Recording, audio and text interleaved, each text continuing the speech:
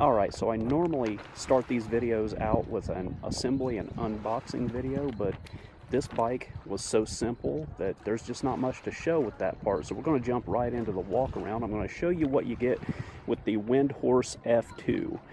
As you can see, it's a 26-inch bike, but it's a fairly small frame bike, fairly lightweight, very easy to handle, and it's on the cheaper side, but you get a decent quality build for that cheap price. Anyway, let's get into it and I'll show you what we get. Starting at the back here, we've got a 7-speed cassette, Shimano tourney derailleur guard. We get an actual plastic chain guard with this bike. I don't see that too much on e-bikes these days. Plastic pedals, decent quality aluminum rack back here, tail light and brake light, plastic fenders both front and rear. I like these brown grips and the brown seat. It gives it this really nice retro look, and I like that we've got some rise and pull back for these handlebars. It makes for a really comfortable seating position, and this is definitely a comfort cruiser. Up front, we got our bouncy forks. You can lock them out, and we've got a little bit of adjustment for the preload over here. Basic standard e-bike headlight. As I mentioned before, we've got plastic fender up front. Up top here, we got our basic tried and true 7-speed Shimano shifter, thumb throttle. We've got a basic display here. It's a little bit dim, so on a really sunny day like this, it's a little bit hard to see, but I can make it out. We got our lighting controls over here on and off. This is what the headlight looks like when it's turned on, and this is our tail light turned on. And we've got our power on and pedal assist levels up and down here. To get into the menu controls, we push up and down at the same time. That gives us the standard e-bike P settings. And as you will see, I've got this set to pedal assist level 5 right now. Out of the box, this bike only comes with 3 pedal assist levels. But if we go in to our settings and go to P05, we can switch this between 1 and 0. If you set it at 0, that gives us 3 pedal assist levels. If you set it at 1, that gives us 5 pedal assist levels. It doesn't make the bike go any faster, it just gives you better incremental control. We got 160mm disc brakes, both front and rear, and they are cable-driven brakes. For a bike this lightweight, cable-driven brakes should be just fine. And it's equipped with Chow Yang tires with a light gravel pattern. I'm 5'10", and that's where I've got the seat set for me. And with its small frame, this bike is definitely going to favor shorter riders over taller riders.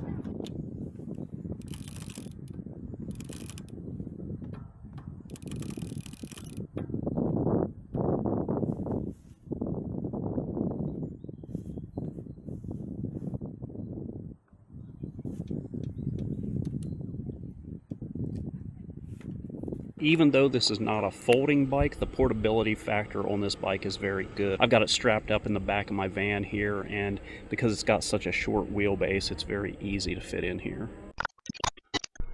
Alright, we're going to do a speedometer accuracy test, then an actual speed test. Then I'm going to take it on like a 12-mile ride and see how much battery life we have left. So far, the speedometer checks out, seems to be fairly accurate. I'm going to get up here to the paved trail, the smooth part of the paved trail, and then we're going to do a speed test. Okay, thus far from what I've seen, the speedometer does seem to be pretty accurate with GPS, so that's a good thing. We're going to go through our different pedal assist levels now. In pedal assist level 1, it looks like it gets us up to about 9 miles per hour. Pedal assist level 2, looks like about 12 to 12 and a half. Level 3,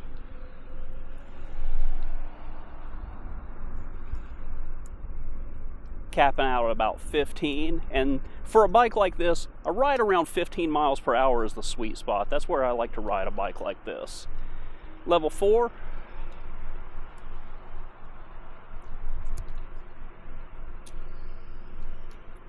right around 17 miles per hour.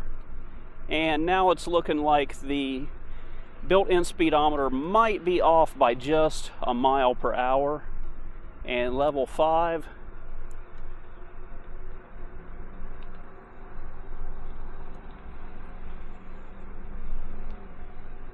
it's capping out at about 19.5 miles per hour and 18 on GPS. So I would say a true 18 miles per hour is right around where you're going to cap out on this bike.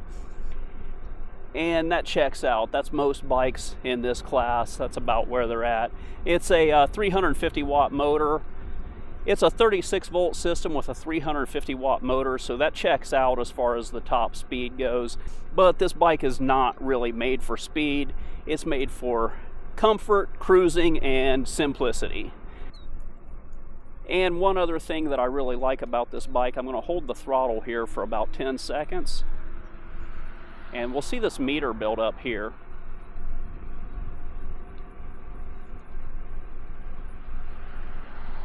And now we see our pedal assist level flashing. That means cruise control is engaged. So I can just hold this at 18 miles per hour for the entire ride and not have to really do anything. Like I said, this bike's made for comfort and simplicity. I like that. And if we go down in our pedal assist level, it's going to cap out our cruise control at a lower speed. So if I go down to 3 and hold the throttle for 10 seconds, it's going to engage our cruise control at around 15 miles per hour. Really, that's about all there is to say about this bike, aside from range. So we're just going to continue this ride and do a range test. And I'm going to probably ride for right around 11 or 12 miles today, and when we get back, we'll see just how much battery life is left on this battery. It's a 13 amp hour battery, so I imagine there's quite a bit of range that we can get out of this battery for a bike that weighs as little as this one does. We're going to go over a pretty fierce set of bumps up here. I imagine the front suspension is going to soak most of it up, no problem. But with no rear suspension, this spot can get a little bit rough. Wasn't the worst I've ever felt. Now, these brakes are not bedded in yet, but I'm going to do a brake test. Keep in mind that these brakes will get better over time as you use them, as you bed them in. But I'm going to get up to 20, well, 18, a true 18 that is. And I'm going to lock them up in 3, 2, 1. The brakes are quite adequate for a bike of this size and this weight. I think the biggest selling feature with this bike is definitely its comfort. It is in a upright, comfortable riding position. The grips feel nice, the handlebars sit high and have some pullback to them.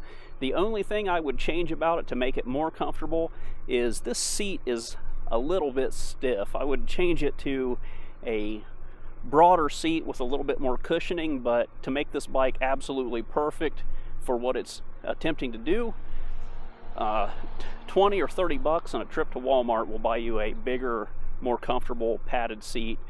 But the seat that's on it is fine for short rides.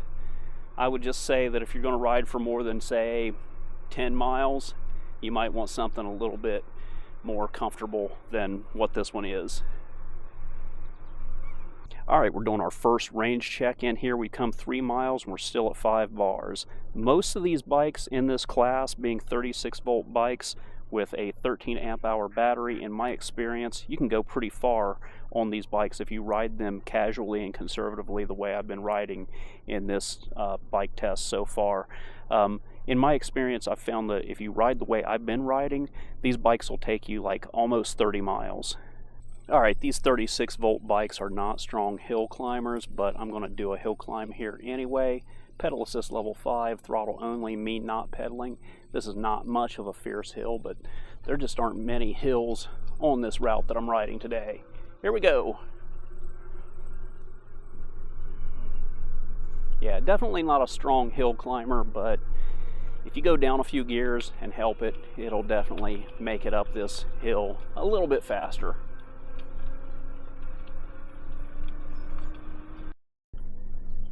All right, I just ticked over 6 miles on the odometer.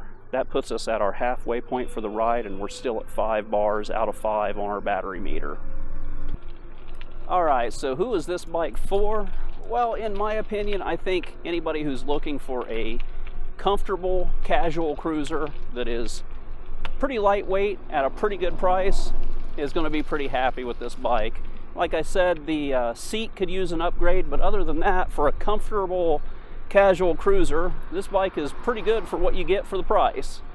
Anyway, that's it for now. Thanks for watching. I'll see you next time, but stick around till the end of the video if you want to see my final range check-in. I'm riding a little bit harder than I would normally ride these bikes on a test like this, but it looks like we got storm clouds coming in, so I'm going to ride back at top speed instead of my normal like 15 miles per hour. So that's going to affect battery life, but I don't think it's going to affect battery life much, seeing as this bike has a top speed of 18 true miles per hour. This bike has some decent gearing too, because I'm in pedal assist level 5 right now. I'm capped out at the top speed and I am pedaling at a decent rate, but I can still feel some resistance in the pedals. A lot of these bikes, after you get past like level 3, you really can't do anything but ghost pedal when you're pedaling it. So that's another thing that will help contribute to saving battery life. Okay, we just ticked over 12 miles. I'm back close to the beginning of the ride. I ducked into this shelter house here because I heard some thunder. I think we got a storm coming for sure. But anyway, we went 12 miles. Most of that I rode it in pedal assist level 5, and I rode most of it at top speed, around 20 miles per hour on this speedometer, 18 miles per hour true. And that just went back up from voltage sag up to 4 bars on the battery meter, but it was hanging at 3 bars for most of the last part of this trip. So I'm going to say that it took us 2 bars to go 12 miles. That's pretty good for a battery of this capacity and a bike of this size. Anyway, that's it. I'm wrapping it up here. Thanks for watching. See you next time.